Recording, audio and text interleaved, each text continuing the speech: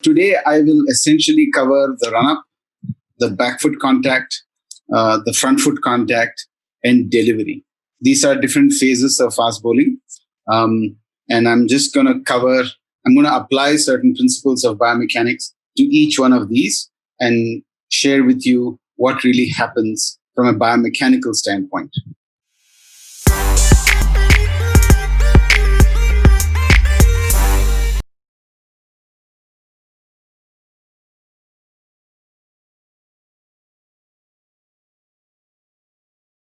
So a run-up is essentially broken down into these many phases. From a run-up to a pre-delivery stride, to a mid-bound, to a back foot contact, to a front foot contact, to a ball release, to a follow-through. These are segments of fast bowling. Now, I am not going to cover pre-delivery stride and mid-bound. I'm going to go from run-up to back foot contact, to front foot contact and release, which is the delivery. Now, the bottom boxes are essentially the biomechanical principles that I will be talking about today. And the top boxes are essentially coaching tips that we look at. The reason why I put these two is because people tend to use this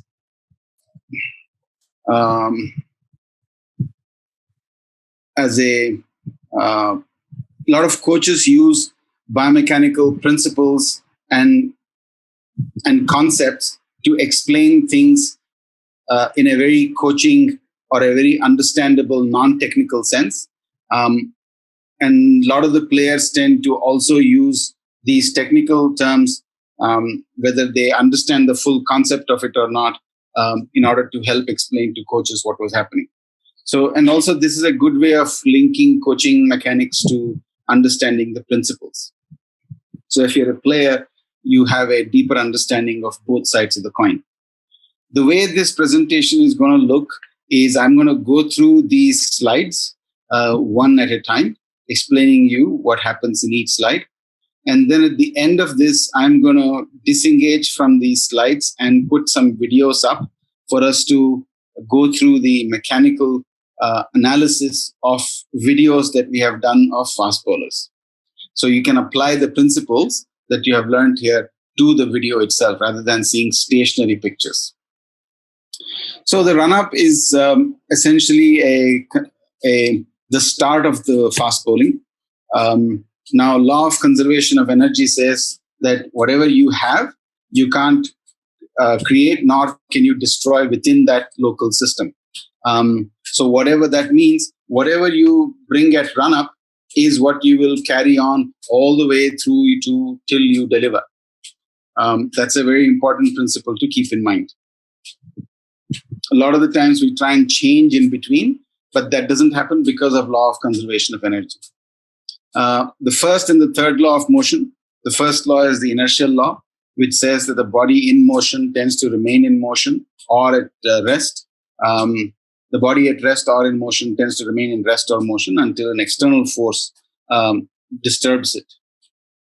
The third law of motion is about action-reaction and it having a equal and opposite both in magnitude and vector.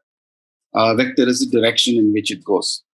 So that basically means that at the run-up, if these principles are actually what is governing the run-up phase itself, that means everything that happens within the run-up and within the back foot contact and front foot contact and ball release carries this fundamental principle throughout. So it's a very important principle to understand. The center of gravity and center of mass are an important criteria because they are the ones that you're trying to manipulate throughout the run-up and until delivery. So it is very important to keep that center of mass and center of gravity concept as an understanding, yes, but also from a bowling perspective, well within the system of your body. It can't become uncontrolled. Then you'll have a lot of difficulty trying to deliver the ball correctly and more efficiently. So I'll explain all of this in a video format a little later. This is just an understanding that you will get. So once that happens, I will skip the pre-delivery slide. We'll go to the back foot contact. Back foot contact is where, like last time I said, most of your bowling action gets sorted. Whether you're a side-on bowler or a front-on bowler or a mixed action bowler, all of it happens at back foot contact. That's the most important contact to deciding whether you're a front foot or a side-on or front-on, side-on or a mixed bowler. Here we also bring in concepts of levers. How do levers affect back foot contact, and where is its most effective at this point? Then we move to the front foot contact. Front foot contact is where the delivery also begins to happen. But more importantly, it's the place where much of the momentum that you have brought in from run-up to back foot contact to front foot contact comes into play to pass on to the ball itself. The ball being the lightest part of your body because you're holding it, it now carries, you must be able to give all that momentum that you have gathered to the ball to travel to the batsman at the fastest pace possible. That is the entire reason why there is a front foot contact, is to be able to translate momentum to the ball. That's the only reason why there is a front foot contact. And the more effective the front foot contact, the more effective the pace of the ball. So here we are going to look at vertical force, friction force, summation. What does summation mean? Summation concept. Angular force. What does that mean? What does height loss and long lever mean? All of that we'll also talk about as we are talking about the injuries that bowlers face. What happens to the knee at point of brace? All of that also we will talk about. So as much as I'm explaining the mechanics of bowling, there will be also an understanding of what happens if there is an ineffective mechanics and what kinds of injuries tends to cause.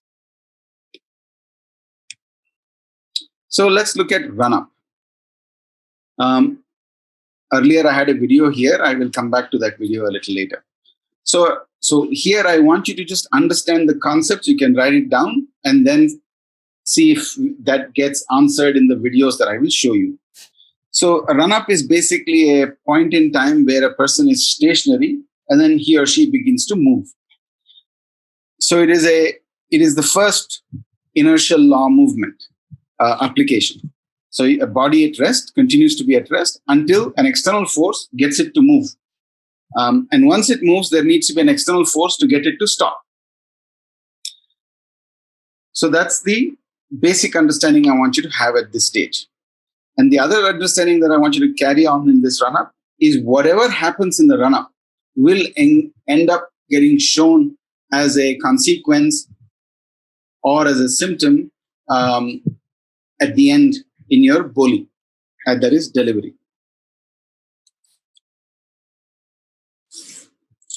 So the first and third law apply quite easily to it. I will come back to, as I have shown you, the videos on the side. I will play a little later and explain this and I will attach these two slides together. So what are we looking at? We are looking at how does a run-up start? When we're talking about injuries, we only talk about injuries and look at injuries as a thing to solve. Injuries are basically symptoms of causations that have happened earlier. Injuries themselves are not causations. Injuries are essentially symptoms. So when you look at an injury, the fundamental question that you have to ask is, why did this injury happen? Where did it happen? How did it happen? So one of the first things that you learn in biomechanics is always go back to the grassroots. Let's go back to run-up. So what do we do here when we look at center of gravity and center of mass displacement? How does the run-up come about? And what affects the first and the third law of motion? I will come back to these videos. Then we have the foot and the arch. We are also looking at injuries to the foot, injuries to the ankle, injuries to the knee, injuries to the hip, injuries to the back, which are predominantly the cases in fast bowling, injuries to the shoulder. Many a times they happen because some of the fundamental things we don't watch is the foot. Nobody really looks at the foot and says, what is the foot doing that is tending to cause changes up the chain link, or what is called as the kinetic link, which we covered in our runners webinar. So here we are going to briefly look at, when I show the video, how does a flat foot, how does a hallux valgus, where the toe tends to go inwards, affect the third law of Newton, which is basically action and reaction, both opposite and equal in magnitude and vector. So how does flat feet affect bowling? How does a toe that is going inwards affect bowling? And what joints will it affect up the kinetic chain is something that we are going to look at. Next is back foot contact. So here, as I said, back foot contact is the most determining factor in whether you're a side-on or a front-on bowler or a mixed action bowler. Only then can you say a bowler is of this type. It is very obvious now that mixed action is the most injury-prone action because it creates huge amounts of torque and rotational forces which the body is unable to handle. So I have set down very few types of injuries that tend to happen. We can explore that as I show you more pictures down the line. I will explain to you what does a mixed action do. The other point at back foot contact that we always look at is vertical alignment. What does back foot contact do? What is its function? Its function essentially in fast bowling is to be able to translate effectively the weight, not so much the weight, the center of mass and center of gravity to front foot. The more effective the transition, the more momentum gets carried. The less effective the transition, there is a huge amount of leakage or a loss of that momentum. And that tends to explain why vertical alignment is so important at back foot. Lot of players that we tend to coach tend to think vertical alignment is not so important. Back foot contact means I must come at a very acute angle and then therefore I will be able to bowl faster. It need not be the case. In fact, it is detrimental to you. I will show that again in picture and video format. So here is a back foot contact. Allan Donald starting from the far left, and then we'll work towards the right on the top column, and then we'll go down to the bottom column. Allan Donald, when he lands on his back foot top left, you see a red line going right through his lateral malleolus or just in front of his lateral malleolus, all the way up straight. And you can see that his body is fairly equally divided between the part of the body that is ahead of the line and part of the body that's behind the line. So that essentially means his center of gravity and center of mass are in line. That means they are not overlapping each other. They are just one above each other, which means that when he goes forward to his front foot, there is a significant ease of transfer. He doesn't have to pull either the center of gravity or the center of mass to the front foot to be able to bowl.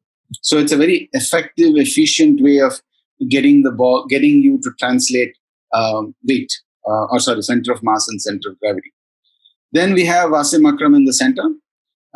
Again, his significant body part is behind the line, but he goes through it fairly quickly.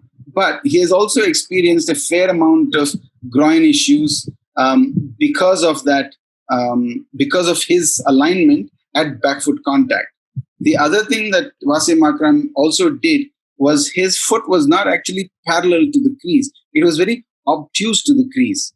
That means it was forming a greater than 180-degree alignment with the crease, which means that there is a huge amount of groin strain that he tends to face because of the long reach that he has to have. Then there is Jeff Thompson next to Wasim Akram. He is perhaps the most side-on bowler that the world has ever seen. He's everyone comes a little after that. Nobody is as side-on as Jeff Thompson, primarily because his was what is called as a scissor kick or a javelin thrower's footwork, which allowed him to really get side-on and maintain that side-on throughout, from back foot landing to front foot landing, which I will show you a little later. His hip alignment compared and vis-a-vis the shoulder alignment was always in the same direction. They turned at the same time. And you will see Dennis Lilly's picture a little later, which shows a difference to what Jeff Thompson did. So Dennis Lilly, as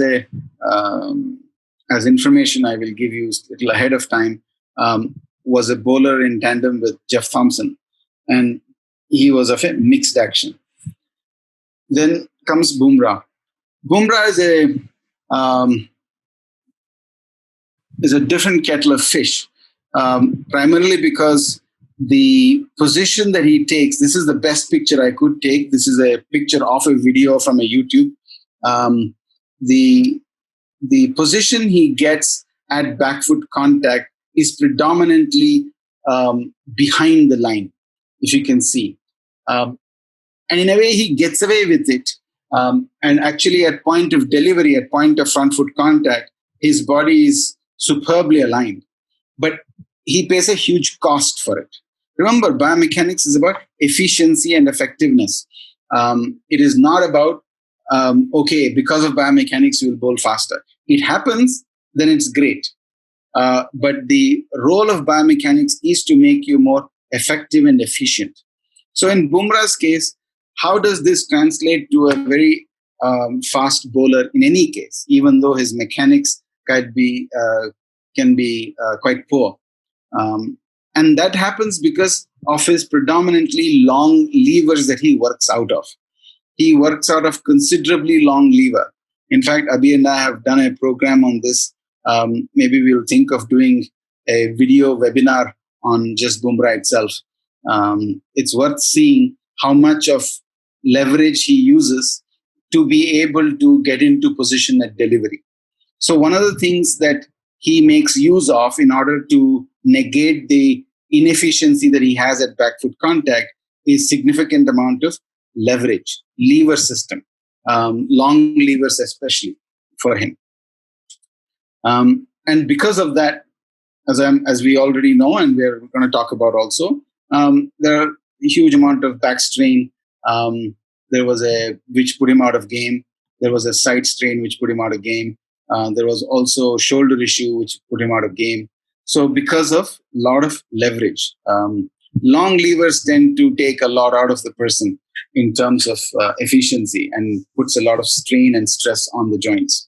So here is Dennis Lilly in the center. Again, look at his alignment onto the red line. It's as good as one can get. It's as good as he got, especially coming post-injury.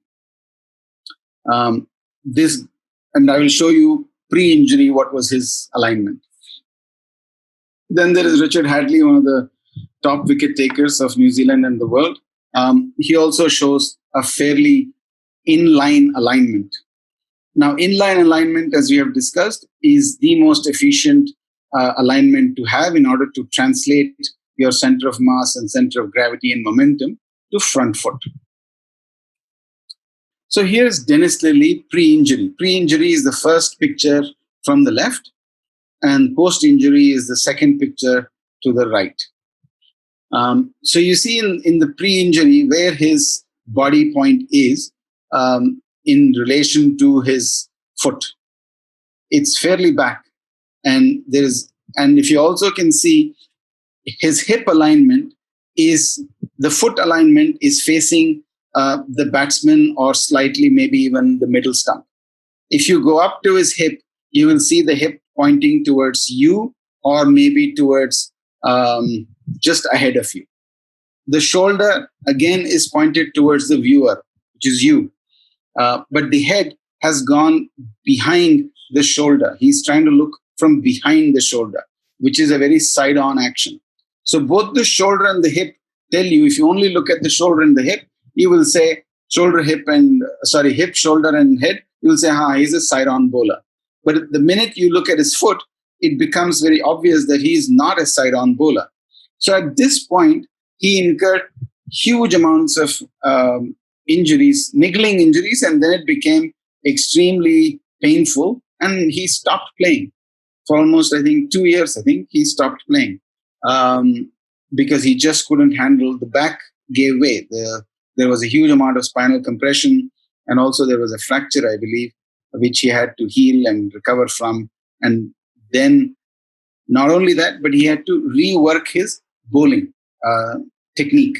So when he came back from his bowling technique, which is post-injury, which is the picture on your extreme right, you will see that he has a more side-on position.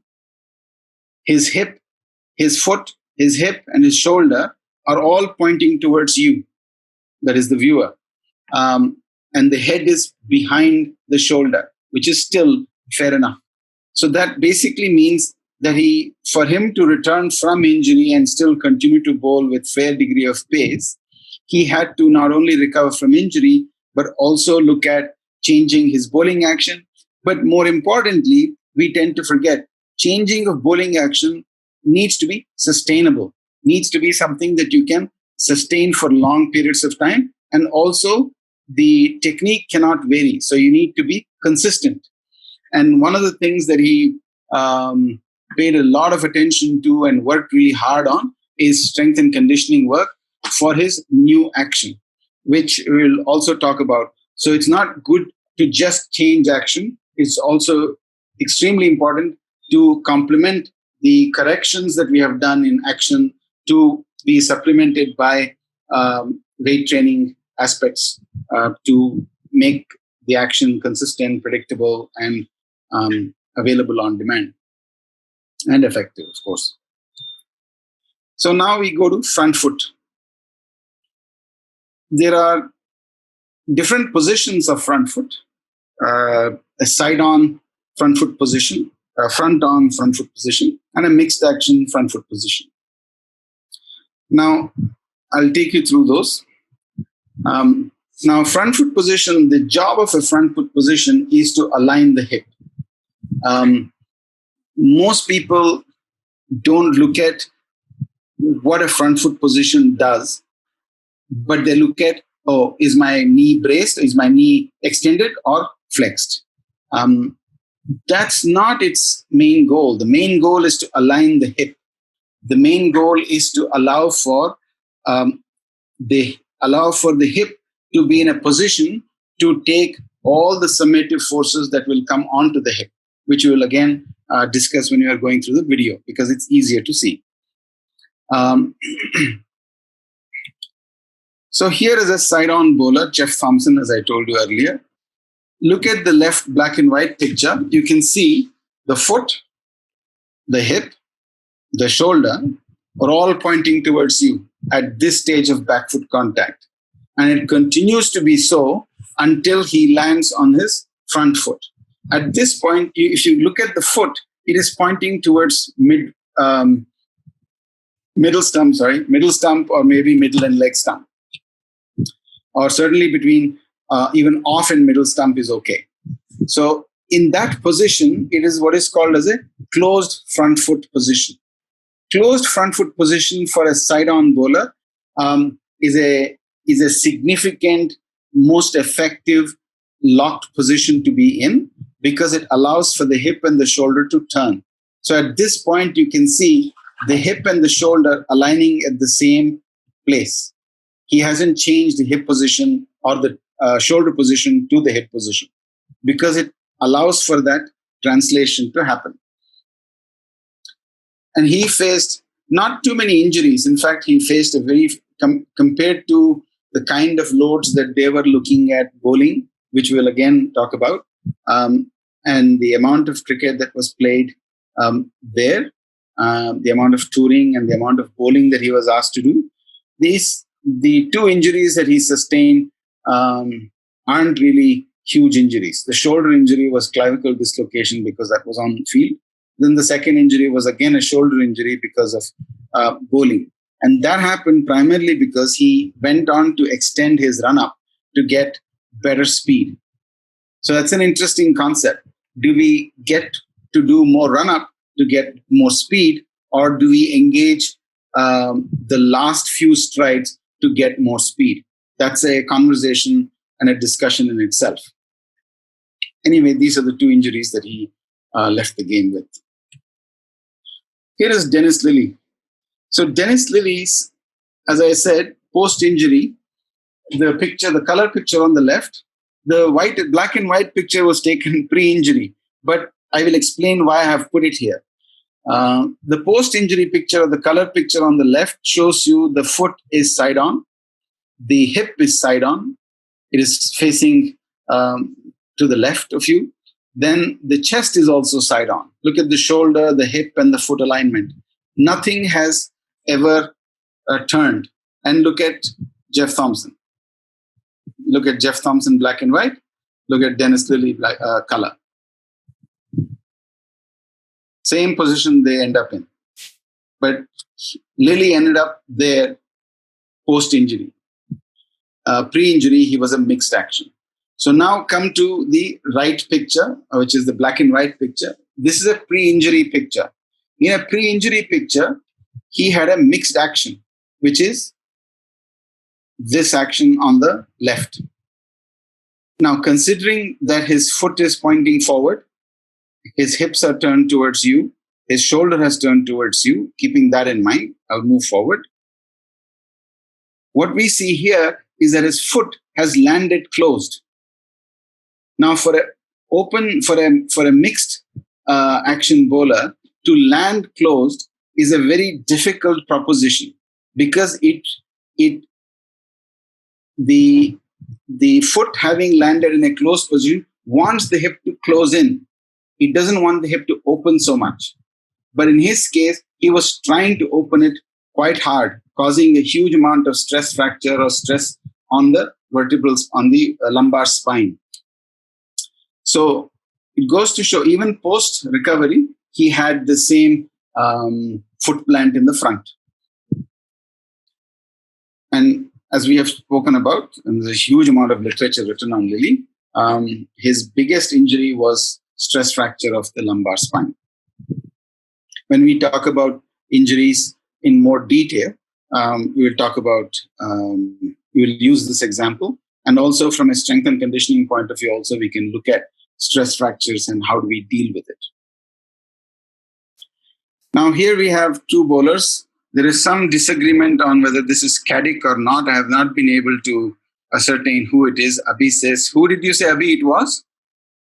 Dominic Cock. Dominic Cock. Okay. So I have not been able to find either or, but I'll leave the false name anyway here, just for comparative sake. Now, Allan Donald on the right-hand side is a chest-on or a front-on bowler. Look at his front foot contact. His front foot contact is absolutely straight down the pitch. And he is in line. His front foot and his shoulder are in line. That means there isn't any inefficiency built in or any amount of extra rotation that he needs to carry in order to be able to bowl quick and effectively.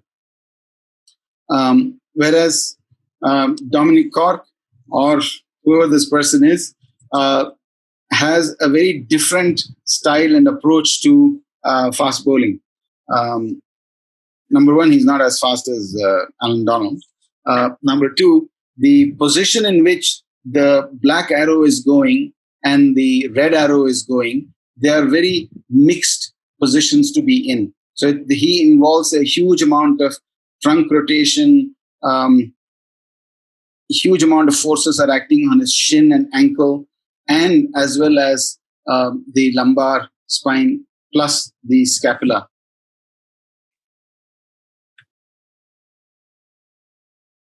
So here is the list of injuries that they ended up having because of this back foot alignment, front foot alignment, and how much rotation they begin to carry into the delivery stride itself or the front foot contact. Now here is Max Walker. He was an Australian medium fast bowler or a medium pacer. He was also called the Tangles because he bowled from a wrong foot or appeared to bowl off a wrong foot. But really at the point of delivery, his heel was on ground. But his foot was not. Only his heel was. His front foot, his ball of his. Usually people bowl off the ball of the foot or mid-foot or forefoot, but his was more heel contact. And he faced a significant amount of injuries at the Achilles and the groin, primarily because of how he opened up that foot in order to land. So he opened up the hip and the shoulder and the chest, but he kept his front foot way too open. So he suffered from pace because the front foot opened up the hip too early, but it also lent a huge amount of eccentric strain through that groin area, through the adductor, groin, as well as the Achilles area. Now, Bumrah.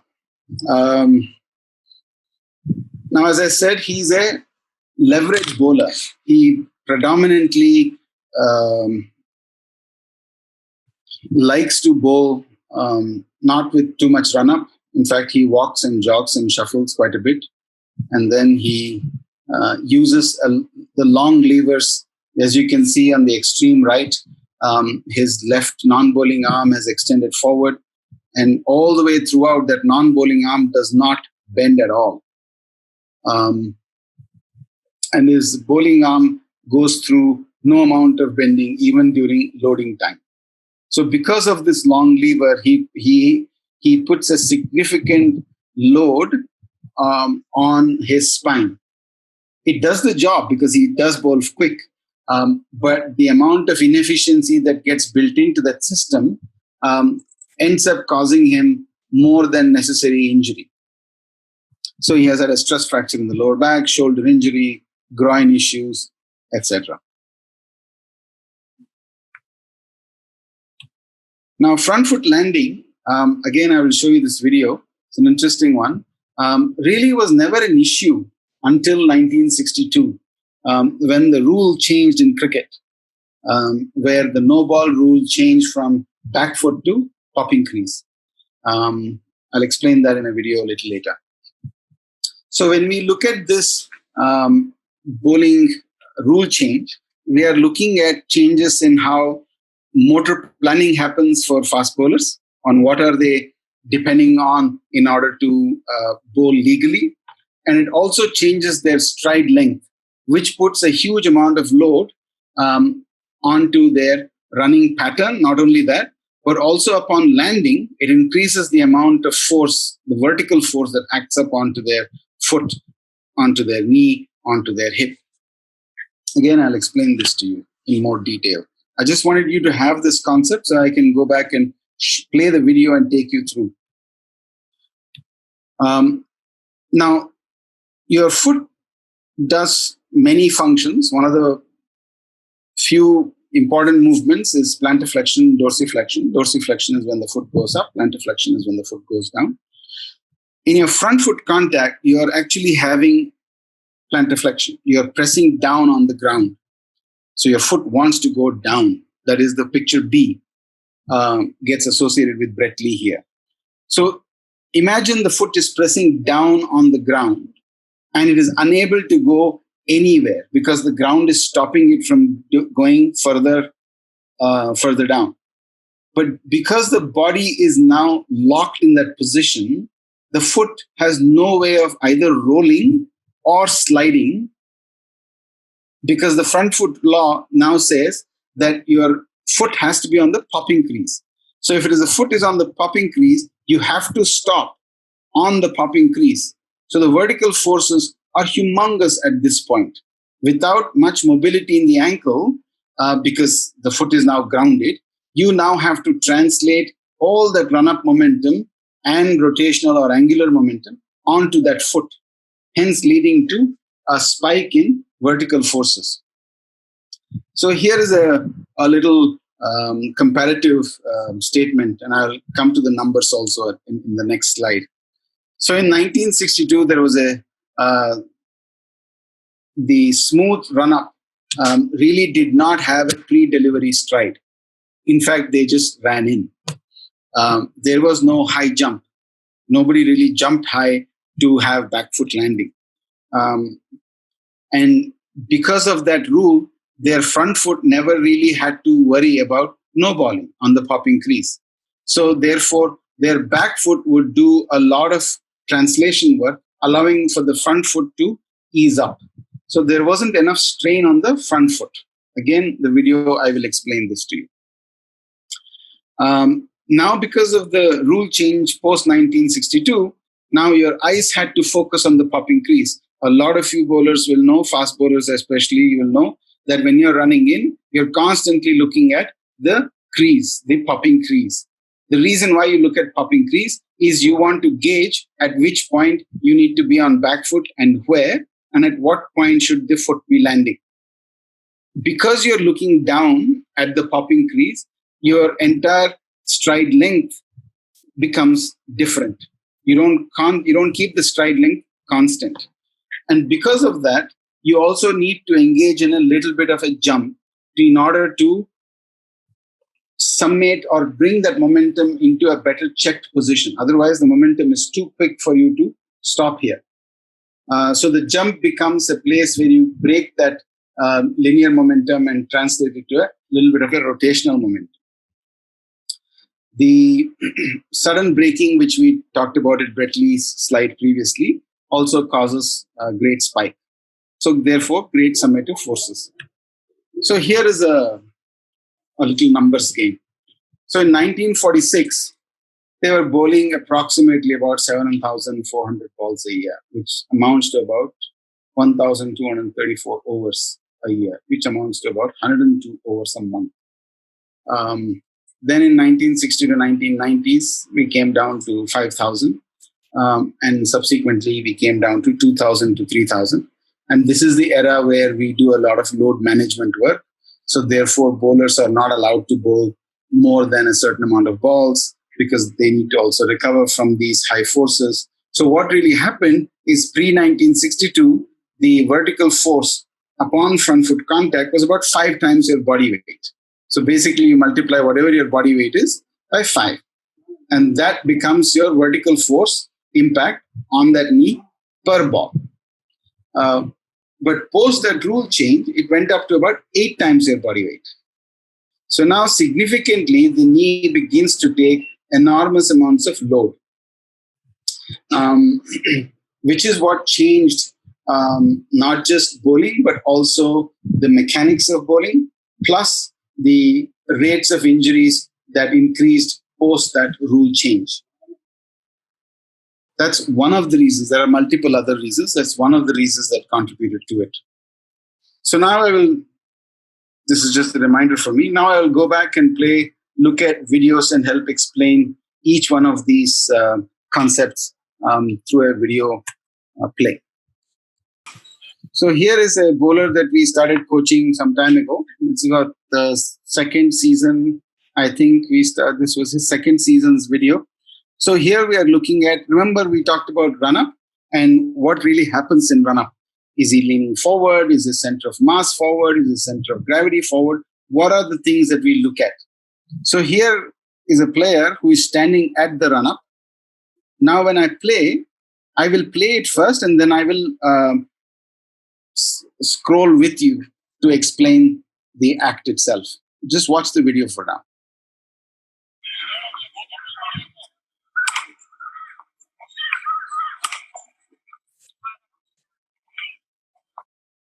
So you must have seen that the bowler takes stance and then he begins to lean forward. So let me take you through that lean. So we had instructed him to stand bearing 50% of body weight on each leg. And as he holds the ball and he leans forward, begin to see his lean forward.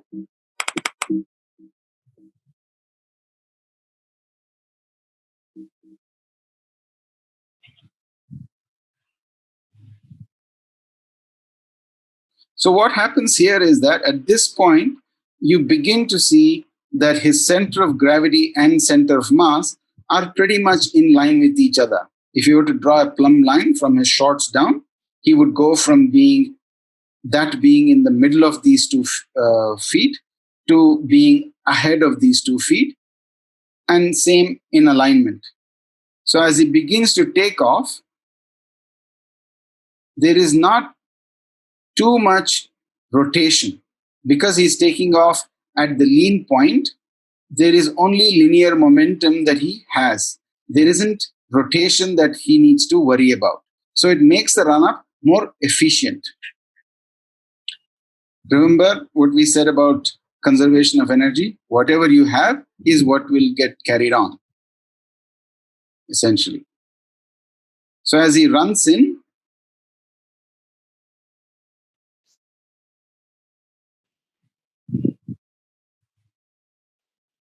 absolutely no rotation anywhere, and he goes right through. Look at his alignment.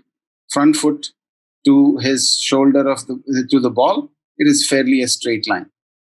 So that is a very good position to be in, except for the hip drop that he shows. That gets corrected as the season goes along, because that is a question of the drive itself.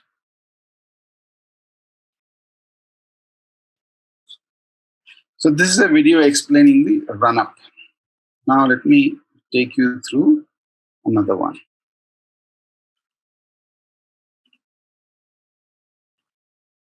Now I also spoke to you about the foot, flat feet, not flat feet, arch, etc. So how does that affect us? Screen share. Okay, this is easy. So here we have another fast bowler whom we have just started working with. So he came to us with back injury, with a pain in the back which was consistent, sustained, and every time he bowled, he would come back with a back injury. So in this, I can show you what happens here. Is I won't let this play because it's a longish video and it's technical, so I'll explain it to you as I buffer. So when he stands on his right leg, you can see the right ankle tends to collapse as soon as he goes on his right leg, as soon as he bears weight on that right leg only. He's beginning to change weight.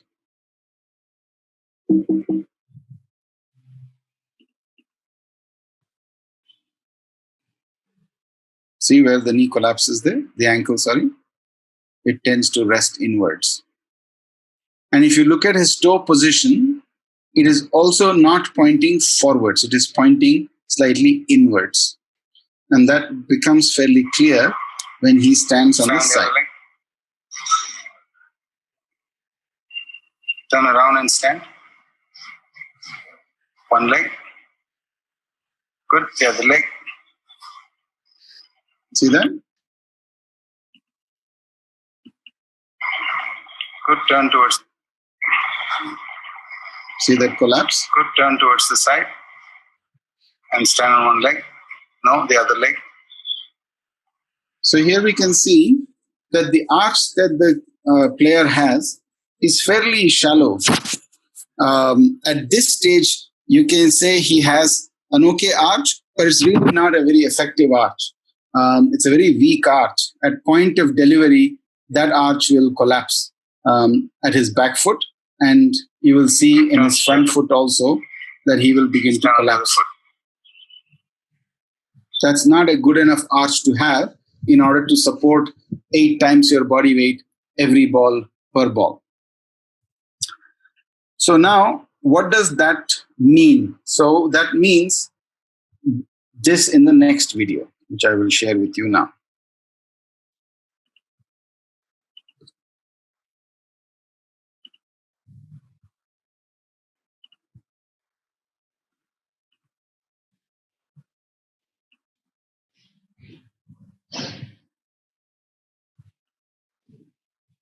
So you now have a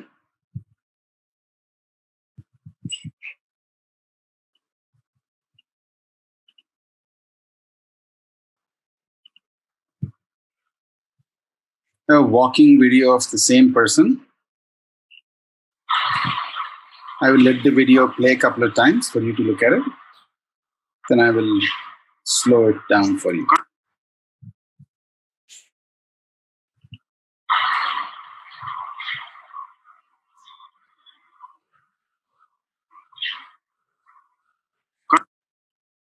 So let me slow it down for you. So if you look at that video, he starts off with the foot pointing away from him. This is his right foot.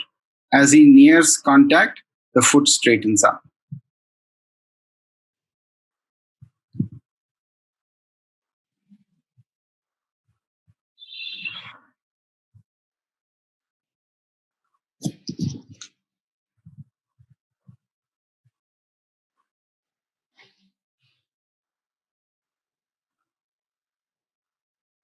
You'll see it closer.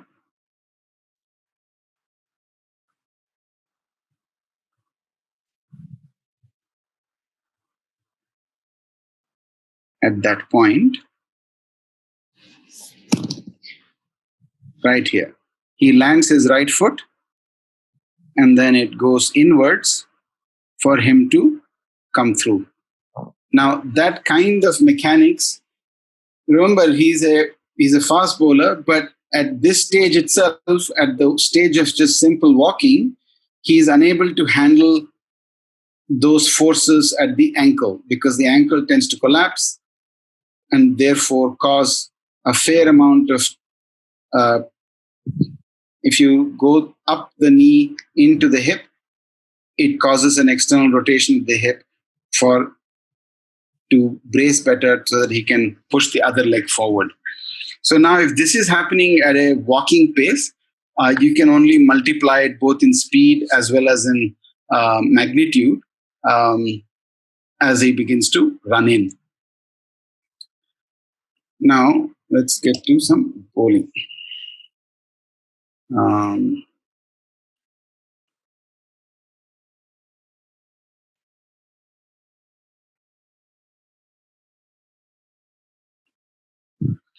Now, we also spoke about,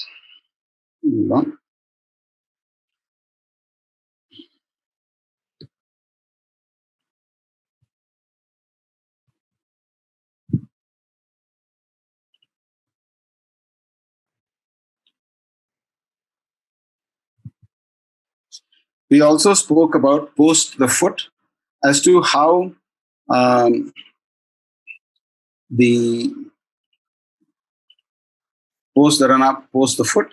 We also talked about how back foot contact is an important element in fast bowling. So here we'll see a video of a bowler doing back foot contact work. Yep. And I need to share it. Thank you for the patience. Good. Okay. So here is a bowler in the nets from a side-on view.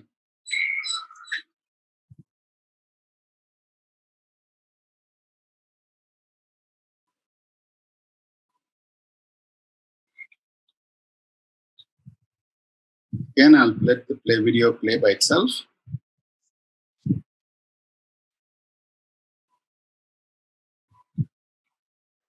Okay, now I'll take you through back foot contact. So you have a bowler coming in.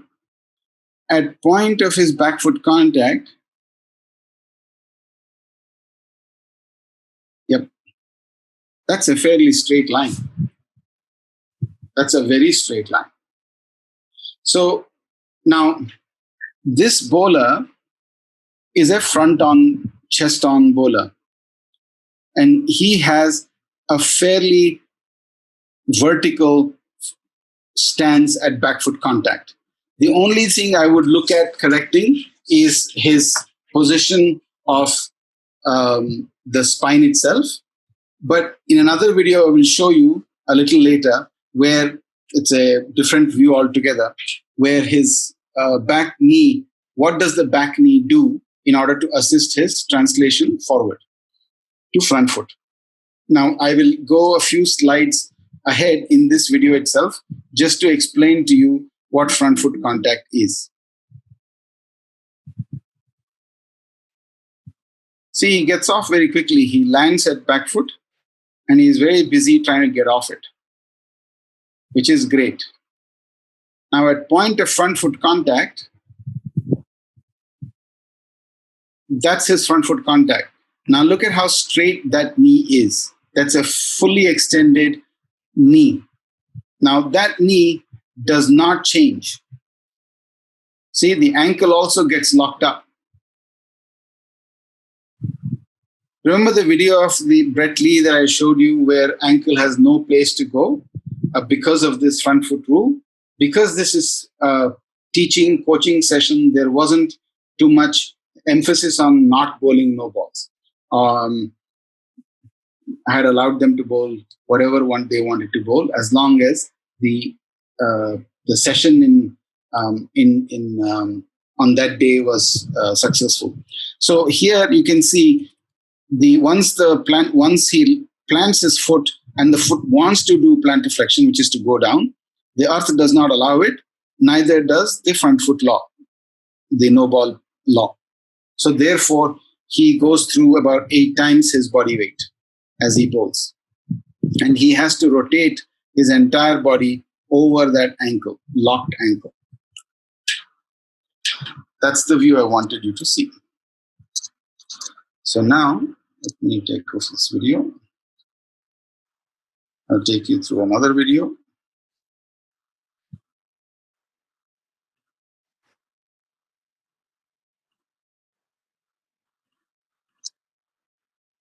I've explained the front foot also to you. I will show you another video of another front foot and let's see what happens there. Because that's a good thing to compare. Okay, so here we have another bowler. Again, I'll allow the video to play. We can look at his front foot.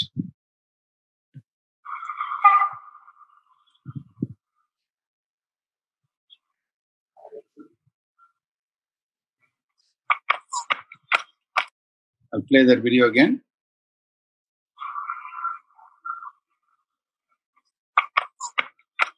Okay, so he's a left arm pacer. As he comes through to the crease, here we can look at both back foot and front foot. This is an interesting video for both back foot and front foot.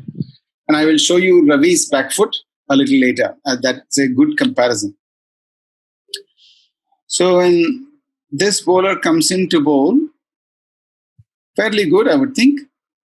Now, let's just look at back foot. So focus on his back foot landing. He's an open-chested bowler, obviously, and he has good alignment there. Foot, hip, shoulder, same line looking from underneath the shoulder, leading shoulder. Great. Now, keep watching the back foot. Back foot contact has happened now. Just focus yourself on the back knee. What does it show? It shows there is a continuous collapse as he moves forward. And at that point, the knee stops going any further because he has put. So when that happens, so that becomes the cause for what happens to the hip now. So if you watch the hip now, as he comes through, he pushes the hip forward. And because he pushes the hip forward, he has to now stabilize himself. So therefore, he pushes out more. And look at his front foot. His front foot not only plants, see, but it also comes inwards. See that? After planting, it has to come inwards. Planted, inwards. Now, the only reason it has to come inwards is because if it doesn't come inwards, the body on which it is rested, the body upon which the upper body that is moving away or falling away will tend to fall away. So he needs the adductors to pull himself back into alignment. Look at that alignment now. fairly good alignment. So he ends up in the right place, but the way he comes to that right place is in itself counterproductive in terms of efficiency. Now, he's a fairly quick bowler. Ravi is also a fairly quick bowler. But the way they both come at it is a bit different, but also a bit less efficient. Now, I will show you Ravi's back foot. Now that you have seen Milan's back foot, let me show you Ravi's back foot. Great. So here we have Milan on one side, that is on the left-hand side, Ravi on the right-hand side. Ravi is with the blue t-shirt. Milan is with the right t-shirt. One is a left-hander, the other one is a right-hander. Again, I'll allow the video to play.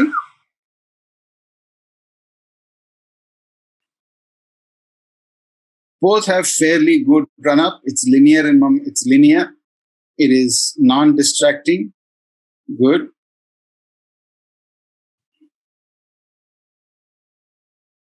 Now,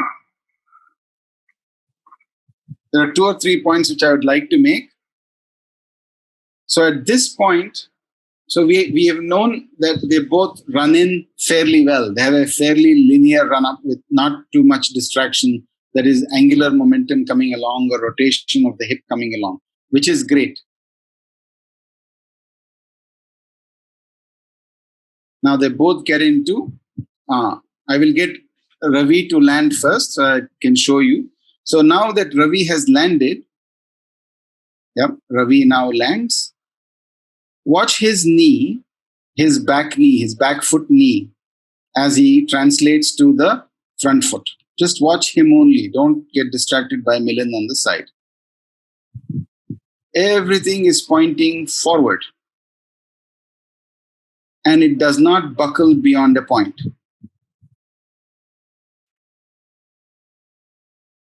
Yep. Now, Ravi and Milan are both chest-on bowlers or front-on bowlers. Now, one aspect of one person is good, the other aspect of the other person is not so good. Ravi tends to tilt his head towards the left. Milan tends to keep his head more in line. They both have different ways of keeping their alignment, but they're both ineffective in some places.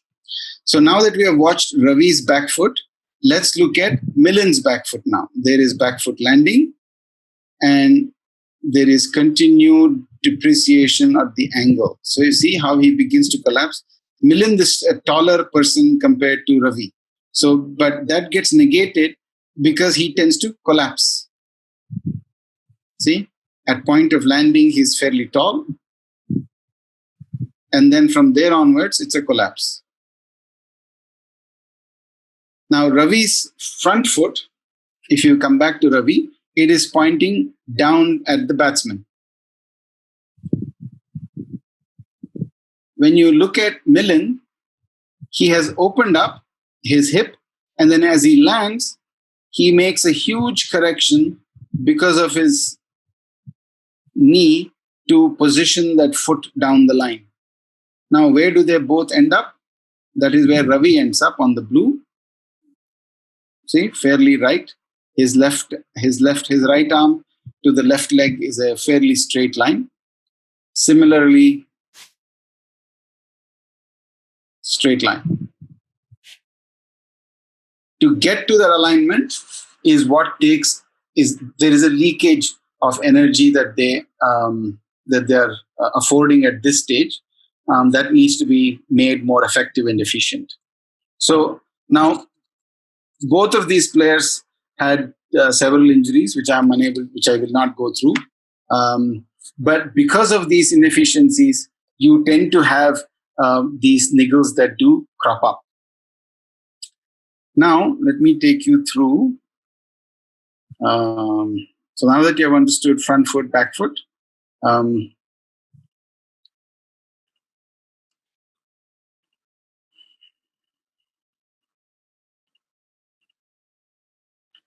me take you through this, the 1962 rule. An interesting video.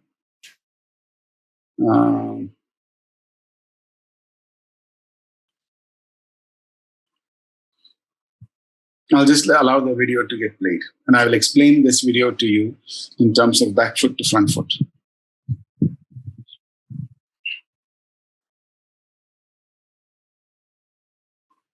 By the way, that's not a no ball, yeah? So what really is happening here? So when a bowler comes in, lands on his back foot, again, look at his back foot position and his alignment there. Beautiful. His back foot is also side on, that is parallel to the crease. His hip is parallel to the crease. Perpendicular to the crease. Shoulder is perpendicular to the crease. He's looking from the back of the leading shoulder, the left shoulder. And as he lands outside the line, what is his back foot doing? Back foot tends to drag forward. Because the back foot is tending to drag forward, this runner is standing. I think it's Donald Bradman who's standing there. I think. Anyway, let me see. Yep. So now, see the back foot tend to drag forward. Because the back foot is dragging forward, the bowler does not have to have a very braced or a absolutely straight knee as Ravi has. He can continue to allow for the knee to bend, but that's all it bends, and it continues to retain that position for some time now until delivery. Because he's also moving forward, the roll that is supposed to happen at the ankle allows it, so his heel tends to come up, and therefore not so much vertical force tends to go up his ankle and knee. So therefore it was considerably safer for bowlers to bowl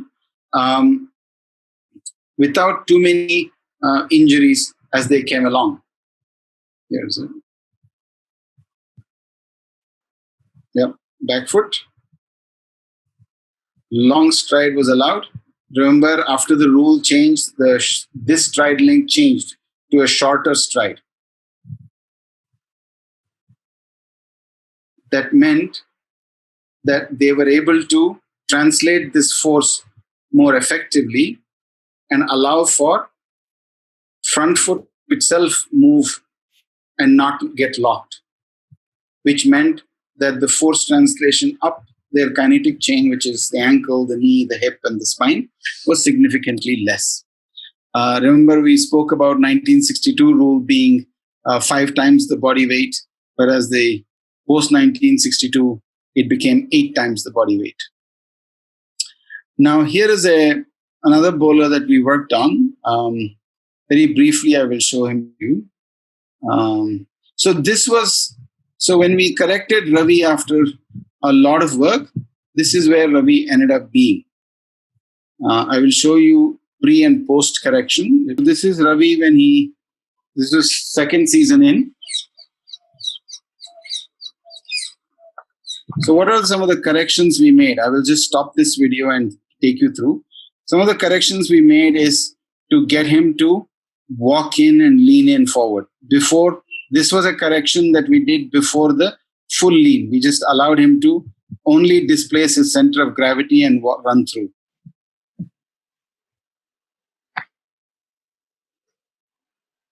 So as you can see, there isn't enough trunk rotation.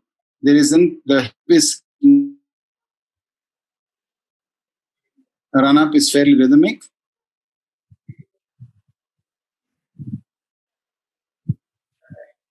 Now as he lands on his back foot, again, good position of the hip as well as the shoulder. Head was still an issue at that stage. Now he gets off very quickly and opens his foot up. See his foot? His foot is not straight down. It is slightly closed. That is also acceptable because it gives him the amount of brace necessary for the hip to do the job. It is a very strong position to be in. Again, look at his alignment. To front foot to his bowling arm, fairly straight.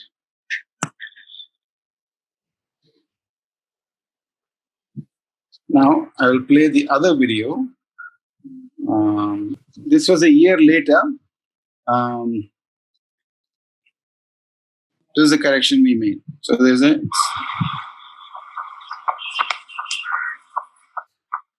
So what do you see?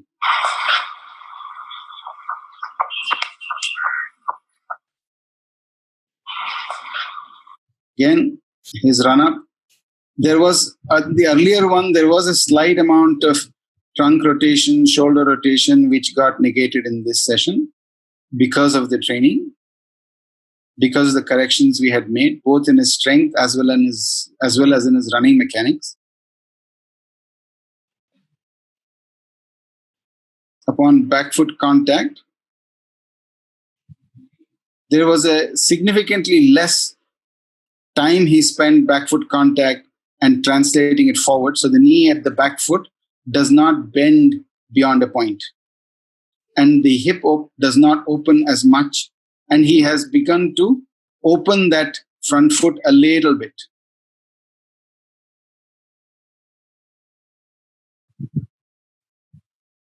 That is acceptable front foot for chest on bowlers also.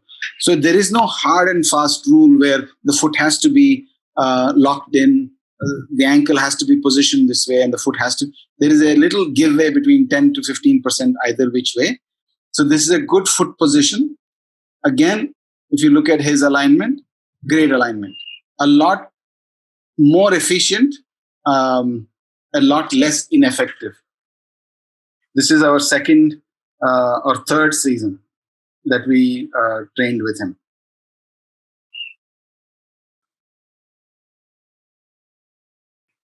Here is another interesting video that I just wanted to share with you because it shows what happens between the hand and the foot.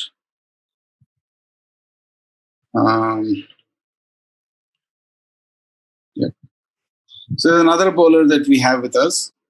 And he's bowling bare feet.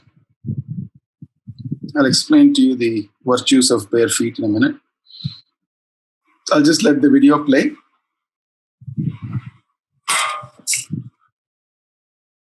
Apart from his surprise. Now remember, he had not bowled for almost, how many months, Abhi, by now? Oh, almost over a year. Yeah, because of an injury to him.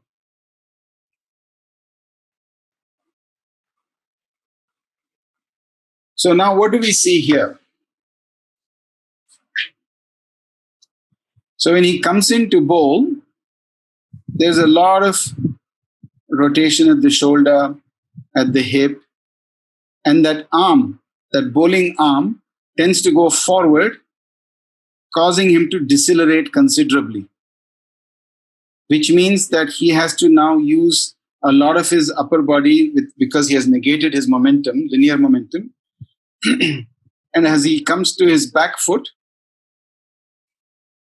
so again, he's an open-chested bowler. His hips have opened, his shoulder has opened. There is nothing wrong in how his position is. But what happens to his foot? It opens out and therefore causes a lot of, see his front foot also, it tends to buckle, but the saving grace is it remains buckled. It doesn't continue to further buckle. Again, that alignment isn't great because this was his first session after about a year or so of bowling, of not bowling. So what happens in terms of his arm position at that place tends to reflect what happens out here. Because he pushed his arm out in order to load, he had to brake. And because he had to brake, he carried his elbow away from his body. And because he carried his elbow away from the body, the hip needs to now open up as a reaction to that. So this is a way of looking at some of the injuries that we have been facing, our fast bowlers face. And this is the kind of um, detailed look at review or work that needs to happen in order to start correcting those movements. And that pretty much ends my video.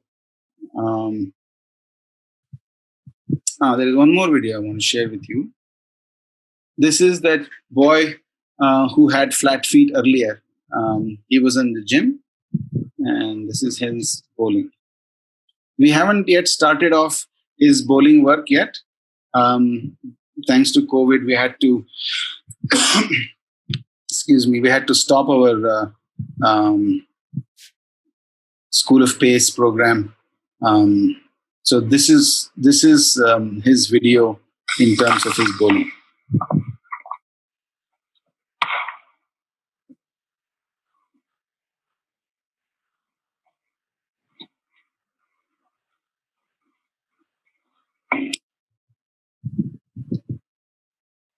We'll go from the alignment position.